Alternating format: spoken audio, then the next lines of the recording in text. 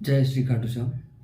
मैं पंडित दिलीप व्यास, आपका मित्र, आपका दोस्त, फिर मुखातिब हो रहा हूँ आपसे नए ज्ञान के साथ, नई चर्चाओं के साथ। तो चलिए चलते हैं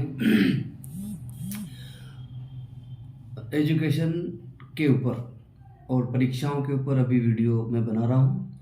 तो उसी के तारतम्य में मैं आपसे कुछ अपना अनुभव, कुछ जानकारियाँ और कुछ अच्छी बातें साझा करना चाहता हूँ, जिससे कि आने वाले समय में हमारे प्यारे मित्र, छोटे भैया बहनें अच्छी पढ़ाई कर सकें, नंबर स्कोरिंग कर सकें और अच्छे नंबरिंग लाएं। हालांकि अभी टेक्निकल का युग है और एजुकेशन में टेक्निकल चीज़ें बहुत आ गई हैं, नए नए ऐप्स आ गए हैं, जिसके कारण से बच्चे गूगल से बहुत कुछ जानकारियाँ अर्न कर रहे हैं। तो मैंने भी यही सहारा लिया है कि गूगल के थ्रू, यूट्यूब के थ्रू बच्चों के पास पहुंचा जाए, घर घर पहुंचा जाए, जिससे कि बच्चों को नई जानकारियाँ गेन हो सके।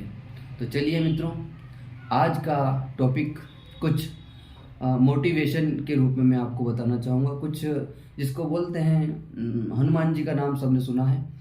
मारुति तुल्य वेगम जितेंद्रियम बुद्धिमताम वरिष्ठम वातात्मनम श्री रामदूतम शरणम प्रपद्ये।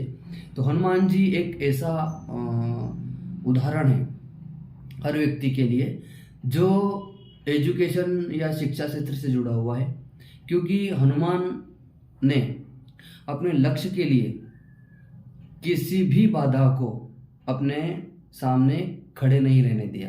चाहे वो आपने सुना होगा, लक्ष्मण को जब बाण लगा था तो हिमालय से संजीवनी बूटी लाना था और एक रात्रि में उसको आना था हनुमान जी महाराज को। और सबके सामने ये चुनौती आ गई कि अब इस सूरज नहीं उगे उससे पहले संजीवनी बूटी अगर नहीं लाई जाए तो लक्ष्मण जी का बचना नामुमकिन था।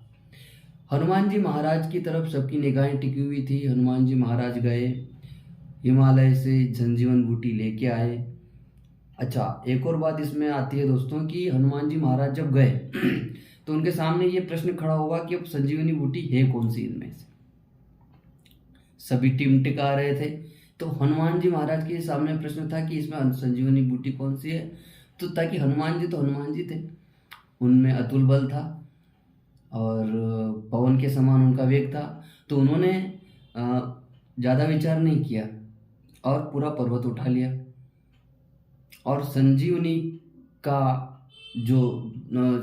को जो जानता था वो सुसेन वैद्य था, तो उसने संजीवनी बूटी निकाल के लक्ष्मण जी को पिला दी। ये तो थी भूमिका। हमारे मन में जो अभी वर्तमान में जो चलता है, ऊहापोह चलता है, जो तर्क वितर्क चलते हैं, कुछ प्रश्न चलते हैं, और उन प्रश्नों को चलते बहुत सारे बच्चे सही समय पे सही निर्णय नहीं ले पाते। अभी कुछ आने वाले समय में जो 10वीं पास हो जाएंगे उनके लिए भी वीडियो बनाऊंगा कि उनको क्या सब्जेक्ट लेना है, कौन से सब्जेक्ट उनको लेना चाहिए, ताकि उनको करियर के मामले में, क्योंकि आज के जीवन में पढ़ाई हर कोई कर रहा है, लेकिन सही दिशा की पढ़ाई कौन कर पा रहा है ये बहुत कम लोग कर पाते हैं, क्योंकि उनको सही गाइडेंस नहीं मिल पाता, सही मार्गदर्शन नहीं मिल पाता। कौन सा सब्जेक्ट ले, कौन से सब्जेक्ट से पढ़ाई करे, क्या क्या कैरियर रहेंगे, ये सारे आने वाली वीडियो में हम बताएंगे।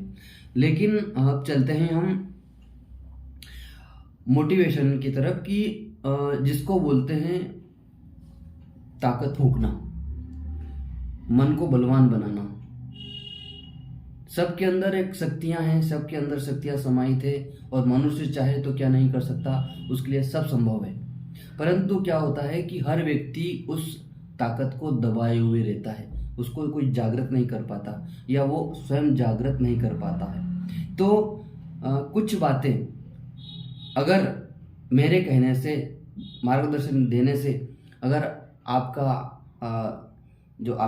मन है, आपकी ताकत है, वो जागृत हो जाए और लक्ष्य को प्राप्त करके आप उस लक्ष्य को प्राप्त कर लें उस रास्ते पे चल के, तो ये कहीं ना कहीं मेरे लिए बड़ा सौभाग्य की बात होगी। हमारे जीवन में हमेशा चुनौतियां आती है और चुनौतियों का सामना हमें करना चाहिए, चुनौतियों से डरना नहीं चाहिए। क्योंकि होता क्या है मित्रों कि हमारे जीवन में लक्ष्य तो हम बना लेते हैं, लेकिन लक्ष्य को प्राप्त कैसे किया जाए इसका रास्ता तय नहीं होता।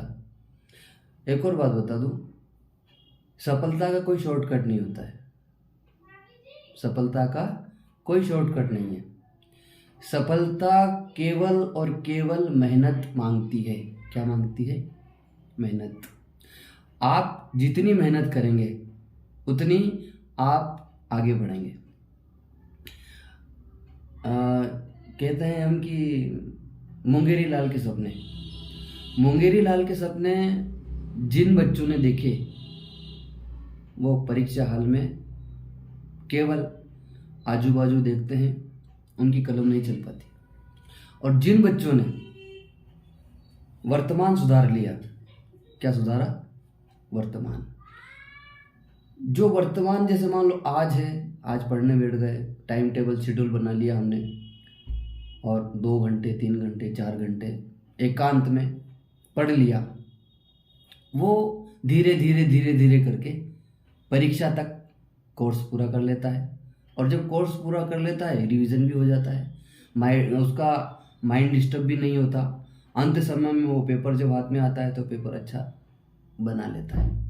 लेकिन जो मुंगेरी लाल के सपने देखते हैं, जैसे 20 से पढ़ लेंगे, नोट्स ले लेंगे, उन सर से मिल लेंगे, एक दिन पहले पढ़ लेंगे, अभी तो पेपर समय है।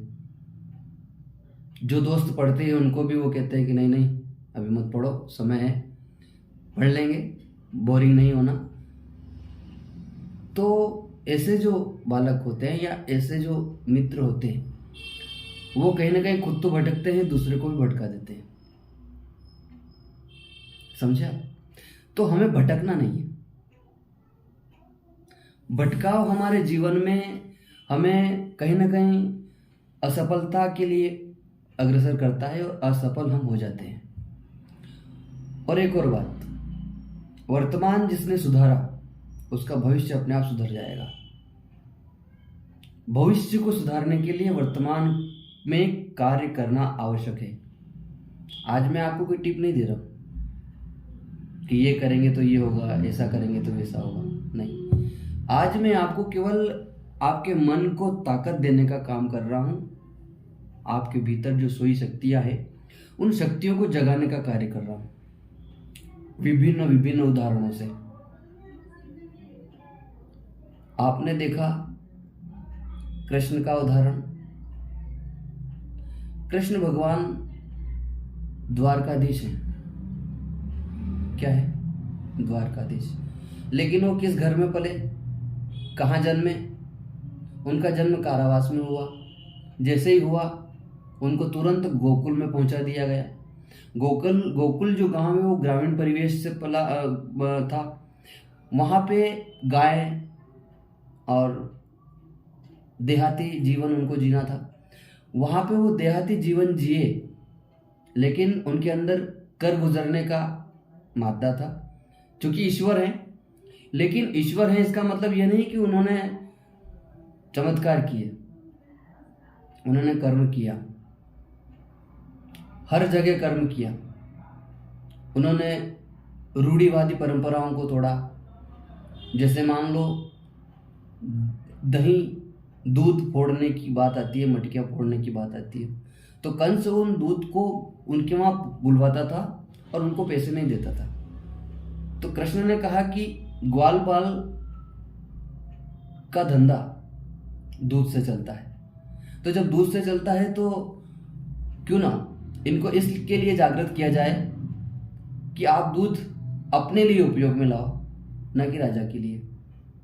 तो ये बात उन्होंने मटकी फोड़ी, दही चुराया, अन्य अन्य प्रकल्प किए, और फिर उसके बाद में लोगों को समझाया कि भैया दही अपने घर उपयोग करो, दूध अपने घर उपयोग करो, इससे पैसे आएंगे, आर्थिक स्थिति बढ़ेगी और देहाती जीवन चलेगा। तो ये सारी चीज़ें, क्योंकि कृष्ण भगवान आमूलचूल परिवर्तन लाने के लिए किसी दूसरे का सहारा नहीं लिया, खुद आ गया है। इसी प्रकार से हमारा जीवन हमें अगर बनाना है तो ना तो माँ बनाएगी ना पिता बनाएगा, ना भाई बनाएगा, ना हमारे गुरु बनाएंगे। गुरु भाई बहन माता ये हमें शिक्षा दे सकते हैं, एक रास्ता बता देंगे कि तुझे जाना है और उस रास्ते पे जाना है, लेकिन चलना हमें पड़ेगा। किनको पड़ेगा? चलना हमें पड़ेगा। तो इसीलिए उठो, चलो और चलते रहो। चरे वेती संस्कृत का शब्द है। चलते रहो, मंजिल एक न एक दिन आ ही जाएगी। और जो घुटने टेक दे लक्ष्य के पहाड़ को देखकर, समझ लेना वो सफल नहीं हो सकता, बिल्कुल नहीं हो सकता। जय श्री कृष्णा, जय खाटू श्याम।